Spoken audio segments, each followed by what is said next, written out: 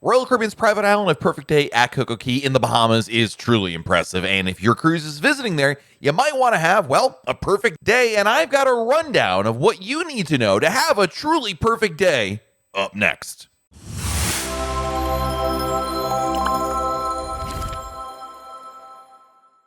Hey everyone, it's Matt from RoyalCaribbeanBlog.com, and I gotta say, Perfect Day at CocoCay is a truly impressive place to visit while on your cruise. So many cruise ships go here now, and there are so many things you can do, see, and experience while at Perfect Day that with all these choices, you might be wondering, well, how do you best take advantage of it? After all, a Perfect Day at CocoCay Island visit is really about enjoying yourself. You know, traditionally, when a cruise ship would visit a private island, they would usually just be a beach day. You get off the ship, find your spot on the beach, and enjoy that. And hey, there's nothing wrong with that, but Royal Caribbean has upped its experience with Perfect Day at CocoCay because now you can do a lot more than just hang out at the beach. Not that there's anything wrong with that. You've got the beach, the pool, water slides, zip line, and a lot more. And with so many choices, you might be wondering how to best take advantage of it. And certainly, there's nothing wrong with just walking off the ship with no plan at all, meandering around. You'll probably have a good day there. No question about it. It is that impressive of an island, and Royal Caribbean designed it to be that way. But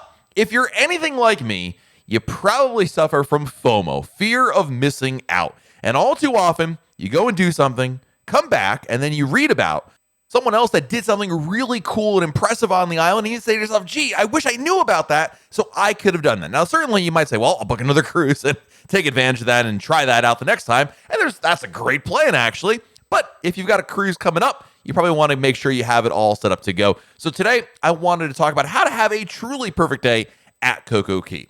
So there's basically two basic concepts to Perfect Day at CocoCay. There's the chill and the thrill side. Royal Caribbean designed the island to basically offer a little of everything for everybody. So if you're truly looking for a relaxing beach day, well, then you've got a couple different choices for the beaches at Perfect Day at CocoCay. Now, there's more than one beach, actually. There's quite a number of beaches, and all these beaches are complimentary to enjoy.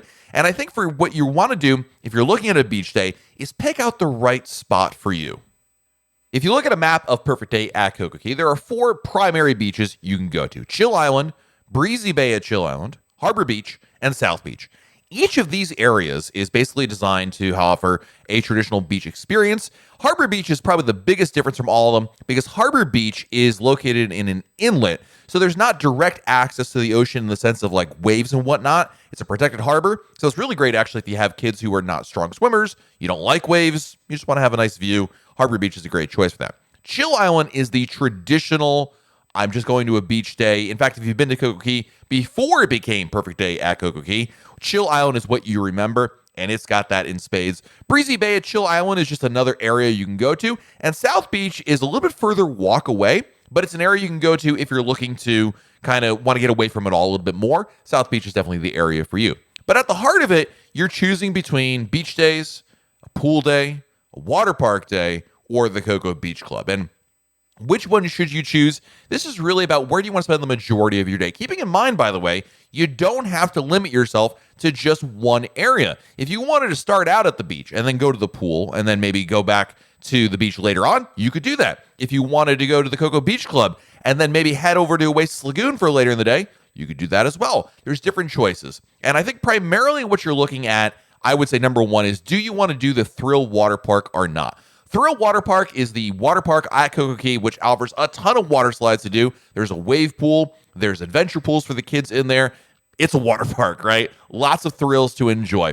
And this is a full day experience if you're looking to do that because there's just so many water slides to do. Between going up all the water slides, enjoying the wave pool, having lunch, that's pretty much your day there. And the fact that you have to pay extra to go to the Thrill Water Park basically means if you're paying for that, you reasonably should be spending most of your time at Thrill Water Park. So I think a good place to start with is, do you want to do the water park? And no, you don't have to have kids in order to be justifying the visit there. Adults can have a great time. There's plenty of thrills. In fact, I think most of them are definitely adult-rated water slides. So don't feel like this is a kiddie area by any means. You can have a great time with or without your kids.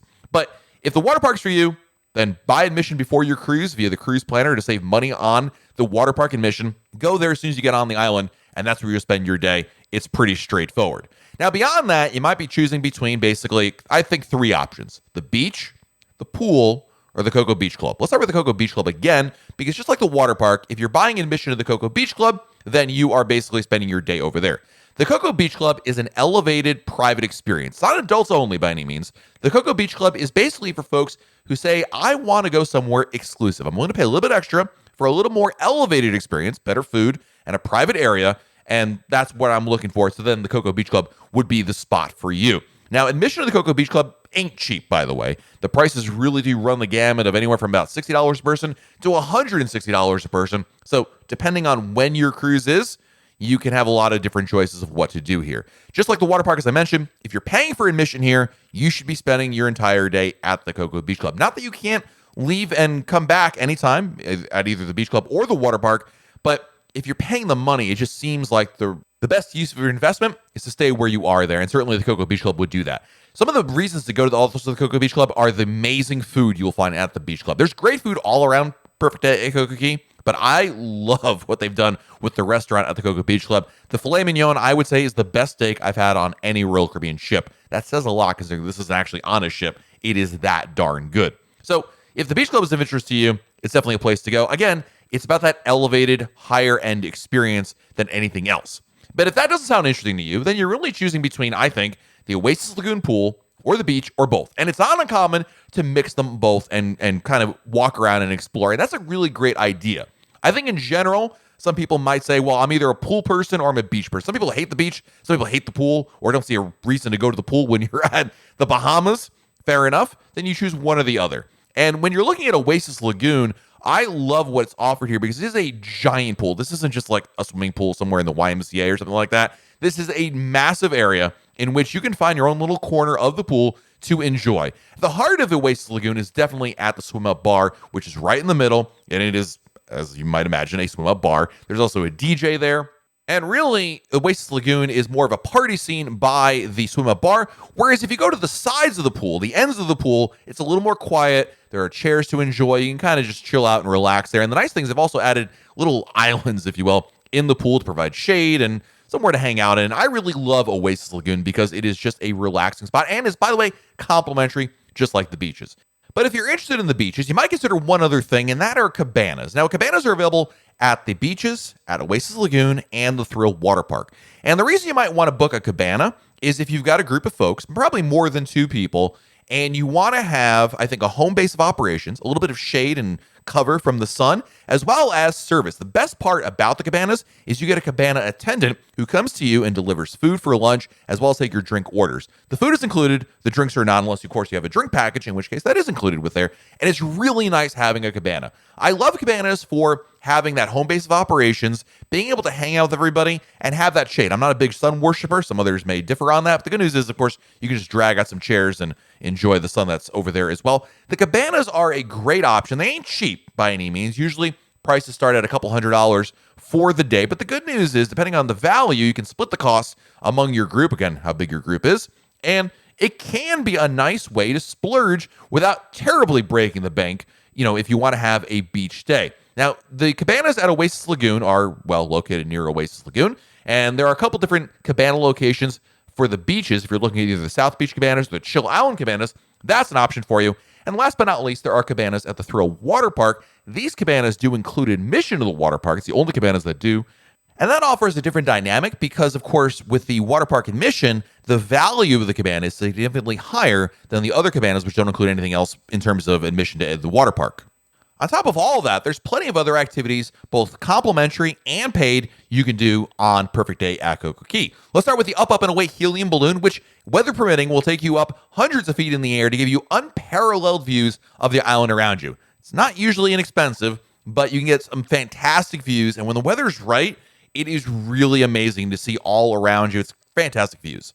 In addition, you have the zip line. What I love about the zip line at Perfect Day at CocoCay is there's 3 different stations. So it's basically 3 different zip lines as opposed to just one long zip line, which is really nice. Takes you all around the island. You get fantastic views. You go over the water park, over the pool areas, near the beaches. I mean, it's just great viewing, and it's a lot of fun as well. That's something else you can check out. In addition to all of that, there's also the sports courts area where you can play volleyball, basketball. There's beanbag toss and a number of other activities to do. All of these activities, whether we're talking about the zip line, the balloon, the basketball, these are not all-day activities. These are ways to augment your day, add on and do something extra. So you should be aware that they exist. So that way you can go check them out later on, especially if you're looking for a game of volleyball or basketball with other people. You're not bringing your own team with you. Then it behooves you to go a little bit later in the day when there are more guests around to be able to play with you. I think for a lot of people, you're looking at all these paid options, thinking to yourself, is it worth it? Which ones are worth the money, which are not? Obviously, number one, this has to do primarily with your budget. One person's, I can afford this, is another person's, I got no money for this at all. Whether it's worth it or not, it's just everyone's on a different budget. So keep that in mind and don't feel like because I say I like this particular amenity that you have to spend extra for it. Again, as I said earlier in this video, you can have a great day just walking around and doing your own thing.